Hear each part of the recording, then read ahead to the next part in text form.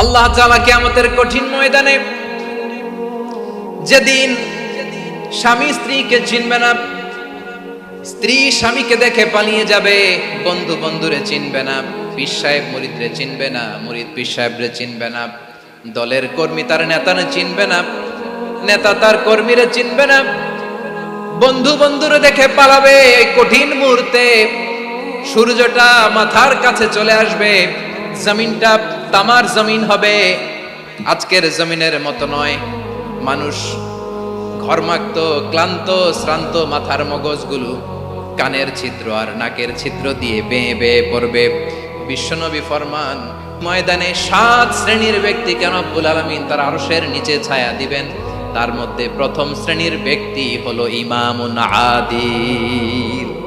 ইমামুন আদিল, ন্যায়পরায়ণ শাসক,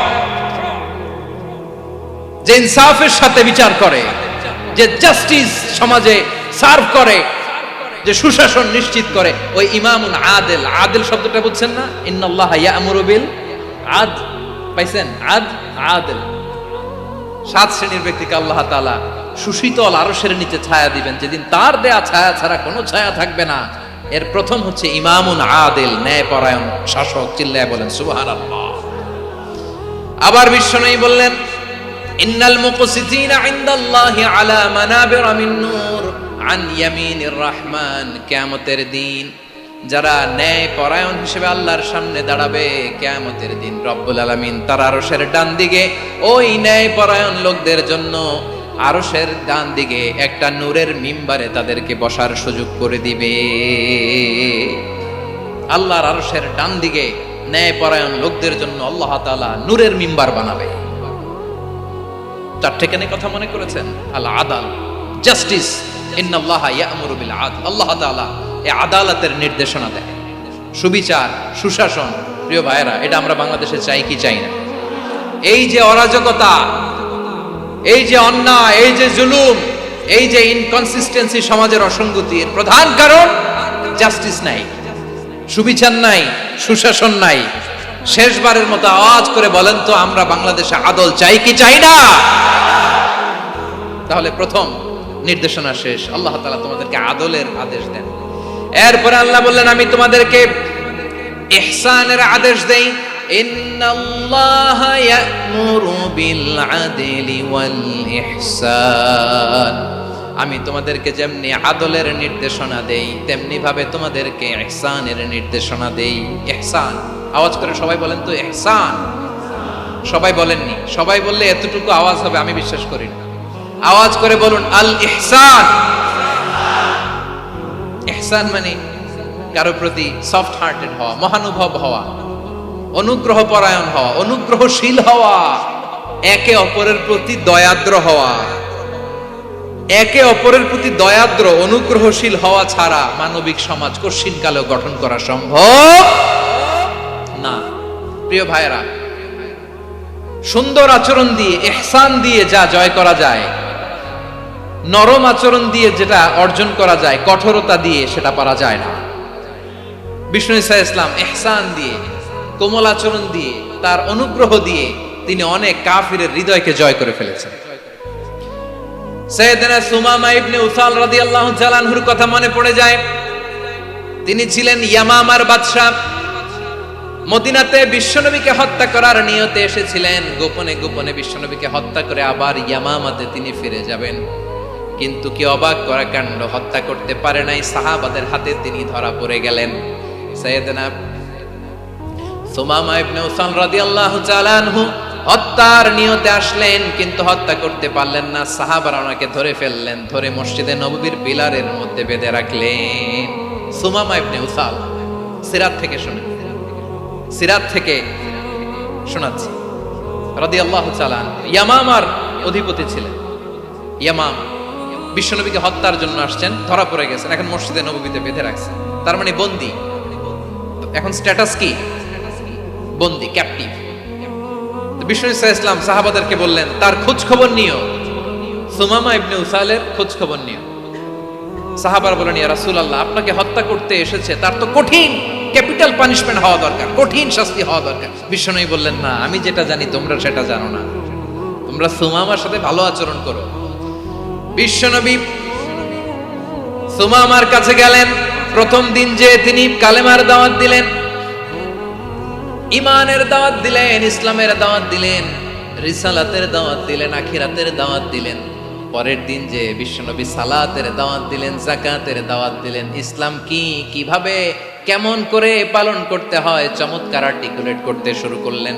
তন্ময় হয়ে সুমামা ইবনে উসাল রাদিয়াল্লাহু তাআলা আনহু বিশ্বনবীর কথাগুলো শুনতে আরম্ভ করলো। একদিন নয়, 2 দিন নয়, টানা 3 দিন বিশ্বনবী সুমামার কাছে ইসলামকে প্রেজেন্ট করেছেন, উপস্থাপন করেছেন। আওয়াজ করে বলেন, কয় দিন? 3 দিন। 3 দিন মসজিদে নববীতে বাধা। আর সাহাবীদেরকে বললেন, তার খোঁজ খবর নিও, তোমরা যে রুটি বানাও এর মধ্যে সবচেয়ে ভালো আটার রুটিটা তারে দিও, সবচেয়ে রিফাইন্ড খেজুর, যেটা পিওর খেজুর, এটা তারে দিও। আর বিশ্বনবী নিজের উট থেকে দুধ দহন করে ওনার বাড়ির এক কর্মচারীকে বলেছেন, দুধ দহন করে সুমামার জন্য নিয়ে যে। সুবহানাল্লাহ পড়বেন না? সবাই তো অবাক, ইয়ামামা থেকে আসছে নবীকে হত্যা করতে, বিশ্বনবী দেখে তারে জামাই আদর করে, তাকে মজার মজার খাবার দিও, দুধ দিও, আদর আপ্যায়ন করো। একদিন নয়, 2 দিন নয়, টানা 3 দিন বিশ্বনবী এভাবে সুমামার কাছে যে ইসলামকে প্রেজেন্ট করতে আরম্ভ করলেন, ইসলামকে উপস্থাপন করতে শুরু করলেন। আর তাকে চমৎকার এন্টারটেইনমেন্ট, আপ্যায়ন দিতে আরম্ভ করলেন। টানা 3 দিন যখন ইসলামের দ্য বিউটিজ অফ ইসলাম, ইসলামের সুমহান বাণী, সৌন্দর্য তার কাছে উপস্থাপন শেষ, তাকে আপ্যায়ন শেষ, বিশ্বনবী বললেন সাহাবাদেরকে, যাও এবার সুমামার হাতের পায়ের রশি দুটো খুলে দাও। সাহাবারা বললেন, ইয়া রাসূলুল্লাহ, কি বলেন আপনি? ও তো হত্যাকারী, সুযোগ পায় নাই, আপনারে মারতে পারে নাই, ছেড়ে দিলে আবার ও আপনার উপর তলোয়ার নিয়ে ঝাঁপিয়ে পড়বে। নবী, এই সিদ্ধান্ত আপনি নিতে যাবেন না। বিশ্বনবী বললেন, যেটা বলেছি সেটা করো, সুমামার রশিগুলো ছেড়ে দাও, সুমামার হাতে পায়ের রশিগুলো যে তোমরা খুলে দাও।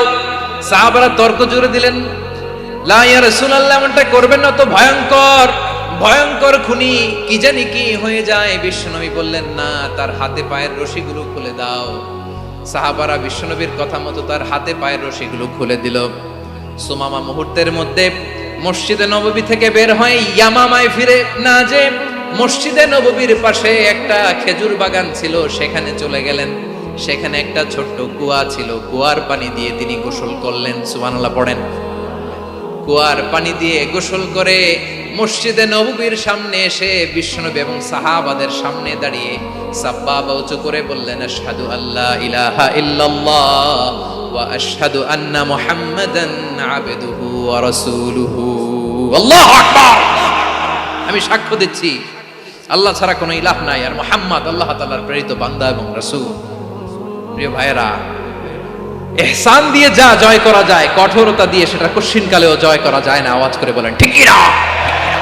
এবার সুমামা দাঁড়িয়ে বলে, ওগো নবী, আমি তো কালিমা পড়ে মুসলমান হয়ে গেলাম, এবার শোনেন, এই মুহূর্তের আগে আপনার চেহারার চাইতে নিকৃষ্ট কোনো চেহারা আমার কাছে ছিল না, কিন্তু শাহাদা পাঠ করার পরে আপনার চেহারার চাইতে উত্তম শ্রেষ্ঠ কোনো চেহারা আমার কাছে আর নাই।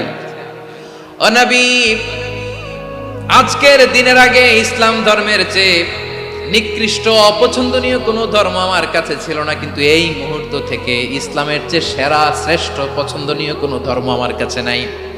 নবী গো, আজকের দিনের আগে মদিনার চাইতে অপছন্দনীয় নিকৃষ্ট কোনো শহর আমার কাছে ছিল না, কিন্তু এই মুহূর্তের পর থেকে মদিনার চাইতে কোনো শ্রেষ্ঠ শহর আমার জানা নাই। সে ছিল গমের বড় ডিলার, গম বেচত। কি বেচত? তার গম কিনে মক্কার লোকেরা রুটি খাইতো। সে ঘোষণা দিল, আজকে থেকে মক্কাবাসীদের জন্য সব গম আমি হারাম করে দিলাম, মক্কাবাসী এখন না খেয়ে মরে। সুবহানাল্লাহ পড়বেন না? মক্কাবাসী বিশ্বনবীর কাছে আসলেন, এসে বললেন, মুহাম্মদ, আমরা তো তোমার ভাই, তোমার চাচা, তোমার ভাতিজা, তোমার আত্মীয়, তুমি সুমামারে বলো সে যেন আবার গমের সাপ্লাই মক্কার জন্য অনুমতি দিয়ে দেয়। বিশ্বনবীর অনুমতি ক্রমে সুমামা আবার মক্কাতে গম পাঠাতে শুরু করলো। পড়েন সুবহানাল্লাহ। ইহসান, ইহসান দিয়ে আপনি যেটা জয় করতে পারবেন, you can win the heart of your enemies. ইহসান দিয়ে আপনি আপনার শত্রুর হৃদয়কে জয় করতে পারবেন। আওয়াজ করে বলেন, ঠিক কি না? এজন্য আল্লাহ বললেন, ওয়া আনফিকু ফি সাবিলিল্লাহি ওয়ালা তুলকু বিআইদিকুম ইলাত তাহলুকা ওয়া আহসিনু ইন্নাল্লাহা ইউহিব্বুল মুহসিনিন। তোমরা আল্লাহর রাস্তায় দান করবে আর নিজেরা নিজেদেরকে ধ্বংসের হাতে ঠেলে দিও না। তোমরা একে অপরের প্রতি ইহসান করবে, কারণ ইহসানকারীদেরকে আল্লাহ বড় ভালোবাসেন। সুবহানাল্লাহ পড়েন।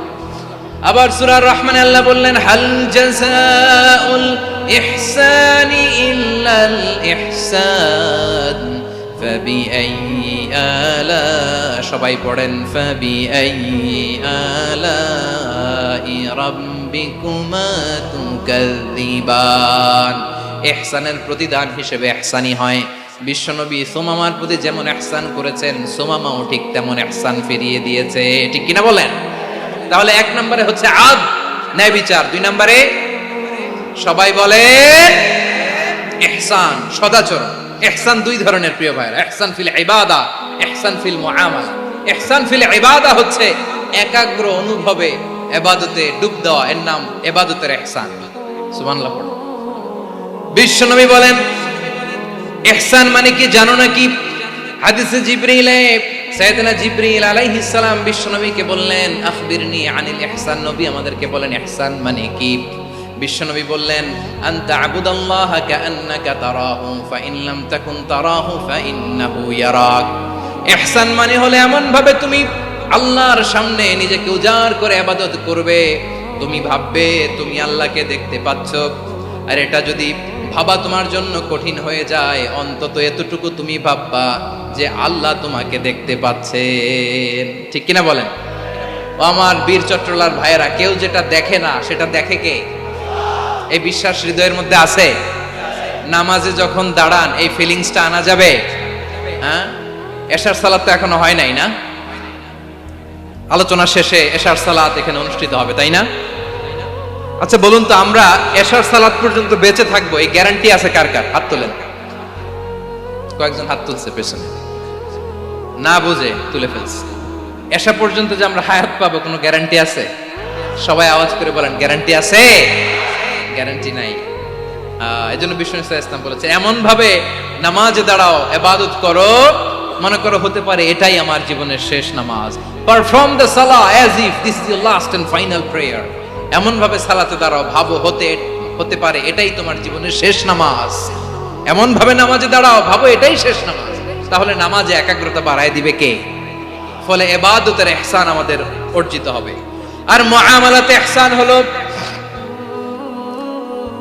বিশ্বনবী বলেন, ইন্নাল্লাহা তাবারাকা ওয়া তাআলা কাতাবাল ইহসানা আলা কুল্লি শাই ফাইদা কাতালতুম ফাআহসিনুল কিতলা ওয়া ইযা যাবাহতুম ফাআহসিনুয যাবহা ওয়ালিয়ুহিদ্দা আহাদুকুম শাফরাতাহু ওয়ালিয়ুরিহ যাবিহাতাহু। ইহসান দুই ধরনের।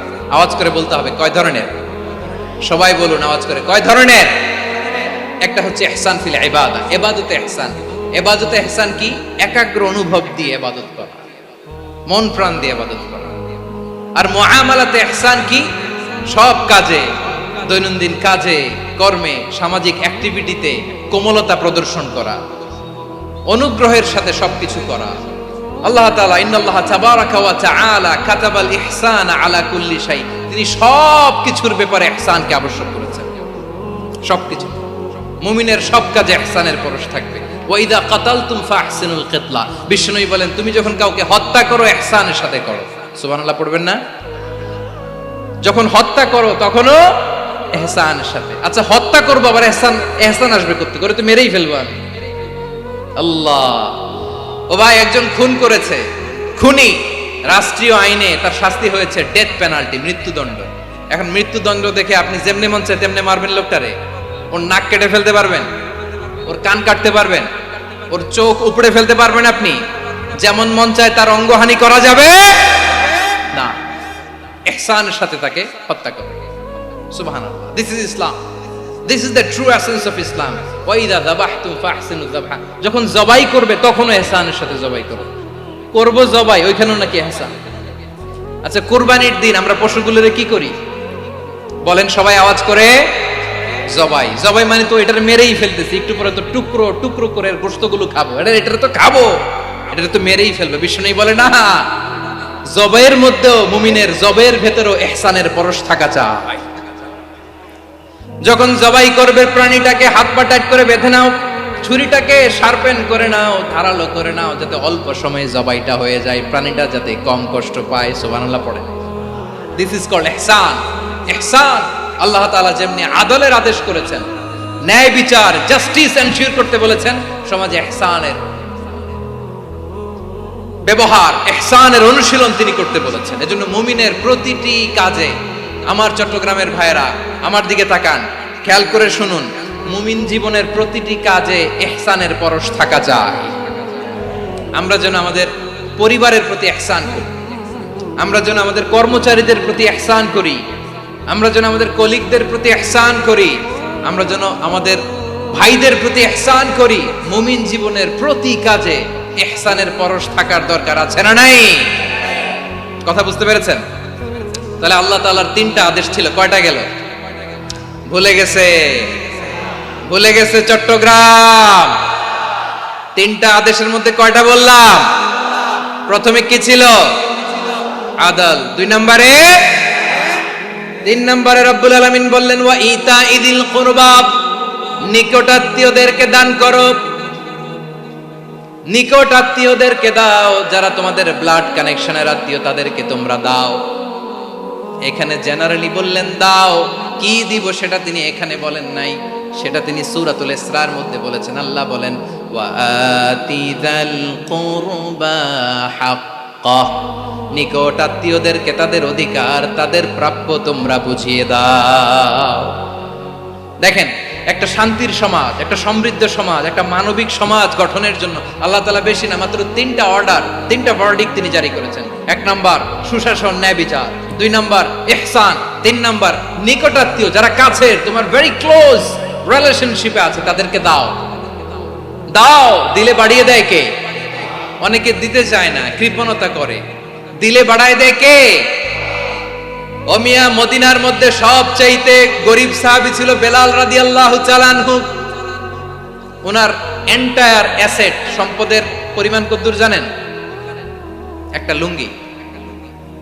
বেলাল রাদিয়াল্লাহু তাআলা আনহু, ওনার টোটাল ওয়েলথের এস্টিমেশন হচ্ছে মাত্র একটা লুঙ্গি। একটা লুঙ্গি, টোটাল ওয়েলথ এস্টিমেশন, টোটাল সম্পদের পরিমাণ বেলাল রাদিয়াল্লাহু তাআলা আনহুর কি ছিল? কথা বোঝে নাই বোধহয়। কি ছিল? ওই বেলাল রাদিয়াল্লাহু তাআলা আনহুকে বিষ্ণু ইসলাম বলেছেন আনফিক ইয়া বেলাল, ও বেলাল তুমিও দাও। ওয়ালা তাখশা মিন যিল আরশি ইখলালা, আরশের অধিপতির তো কোনো ঘাটতি নাই, তুমি দিলে ওই আল্লাহ তোমারে বাড়ায় দিবে। এজন্য আমার প্রিয় ভাইয়েরা, দিলে কমে না, দিলে বাড়ে। অনেকে ধরে রাখে, নতুন কিছু নিতে পারে না, হাত দিয়ে যেটা ধরে রেখেছেন এটা দিয়ে দেন, বড় একটা ধরার সুযোগ পাবেন। জোরে বলেন ঠিক কিনা? ধরেন 5 কেজি ওজনের একটা ধরে রাখছেন, এখন 10, এটা না ছাড়লে 10 কেজি ধরতে পারবেন আপনি? আচ্ছা, 10 কেজির জিনিস একটা আছে হাতে, ওইটা যদি ছেড়ে দেন তাহলে না 15 কেজি ধরতে পারবেন। কথা বলেন ঠিক কিনা? তাহলে দিলে বাড়িয়ে দেয় কে? রব্বুল আলামিন বললেন 3 নাম্বার আদেশ হলো তোমাদের প্রতি সমাজটারে কেমন করে মানবিক সমাজ, সুন্দর সমাজ গড়বা। 3 নাম্বার আদেশ হলো ওয়া আতিদাল কুরবা হাক্কা, নিকটাত্মীয়দেরকে তাদের প্রাপ্য বুঝিয়ে দাও। এই নিকটাত্মীয়দেরকে তাদের অধিকার বুঝিয়ে দেওয়া, প্রাপ্য বুঝিয়ে দেওয়াতে আমাদের গাফলতি আছে না নাই? চট্টগ্রামে নাই? মাশাআল্লাহ আছে, আছে। অনেকে দেখবেন অনেক আল্লাহওয়ালা তাহাজ্জুদ গুজার, সেজদা দিতে দিতে কপালে কালো দাগ ফেলে দিছে, সে তার বোনের হকটা আদায় করে নাই। আছে না নাই? হ্যাঁ, এখানেও আছে। সর্বনাশ। অনেক বড় হাজী সাহেব, বিশাল লম্বা দাড়ি, ছেলেরে সব দিয়ে দিছে, মেয়েরে কিছু দেয় নাই, মেয়ের হক আদায় করে নাই। আছে না নাই? এই হাজী সাহেবেরা, এই আল্লাহওয়ালারা কিয়ামতের ময়দানে আটকে যাবে। আপনি অন্যের অধিকার নষ্ট করেছেন, তাদের রাইটস কে ভায়োলেট করেছেন। এজন্য আল্লাহ তাআলা বলেন, কারো অধিকার যদি কেউ নষ্ট করে, ওই সমাজটা মানবিক সমাজ কঠিনকালেও হতে পারে না। এজন্য 3 নম্বর আল্লাহ বললেন ওয়া ইতাইদিল কুরবা, নিকটাত্মীয়দেরকে দাও। কি দিবা? তাদের অধিকার দিয়ে দাও, বোনের অধিকার বুঝিয়ে দাও, মেয়ের অধিকার বুঝিয়ে দাও, ফুফুর অধিকার বুঝিয়ে দাও। দেখবেন অনেক মায়েরা ছেলের পাতে মুরগির রান দেয়, মেয়ের পাতে দেয় মুরগির ঠ্যাং। এরকম আছে না নাই? ছেলেরা কি দেয় মুরগির, মেয়ের পাতে কি দেয়? তো মেয়ের কি মুরগির রান খেতে মনে চায় না? মনে চায় না? এমনটা করা যাবে না। নিকটাত্মীয়দেরকে অধিকার দিয়ে দাও, নিকটাত্মীয়ের সাথে সুসম্পর্ক রাখো। আদেশটা কার? এজন্য প্রিয় ভাইয়েরা, জীবনে যদি বারাকা অর্জন করতে চান, নিকটাত্মীয়দের সাথে সুসম্পর্ক রাখতে হবে, তাদের জন্য উপহার পাঠাতে হবে। বিশ্বনবী বলেন, লা ইয়াদখুলুল জান্নাতা কাতে, যে ব্যক্তি আত্মীয়তার সম্পর্ককে ছিন্ন করে দেয়, সে কঠিন কালেও আল্লাহর জান্নাতে ঢুকবে না। আপনি কি এটারে সহজ হাদিস মনে করছেন? এটা সহজ কথা? আপনি ভাবছেন আপনার নামাজ আপনার বাঁচাতে পারবে, আপনার রোজা বাঁচাতে পারবে, আপনার তাহাজ্জুদ আপনারে বাঁচাতে পারবে? অধিকার নষ্ট করলে কিছুই আপনারে বাঁচাতে পারবে। এজন্য নিকট আত্মীয়দেরকে দিতে হবে বেশি বেশি। বিশ্বনবী বলেন, ইন্না সাদাকাতা আলাল মিসকিনি সাদাকা ওয়া আলা যির রাহিমি ইসনাতান সাদাকাতুন ওয়া সিলা। মিসকিনরে দান করলে শুধু দানের সওয়াব হয়, নিকট আত্মীয়কে দান করলে দুইটার সওয়াব হয়। সাদাকার সওয়াব হয়, আবার আত্মীয়তার বন্ধন অটুট রাখার সওয়াব হয়ে যায়। আবার বিশ্বনবী বললেন, মান সাররাহু আইয়ুবসাতা লাহু ফি রিজকিহি ওয়া ইউনসালাহু ফি আসারিহি ফালইয়াসিল রাহিমা। যে ব্যক্তি তার রিজিকের প্রশস্ততা চায় আর হায়াতে বরকত চায়, সে যেন তার আত্মীয়ের সাথে সুসম্পর্ক রাখে। আমার প্রিয় চট্টলার ভাইয়েরা, আমাদের রিজিক বাড়ুক, এটা আমরা চাই কি চাই না? সবাই চান? হ্যাঁ, আমাদের রিজিকে প্রশস্ততা আসুক, চাই কি চাই না?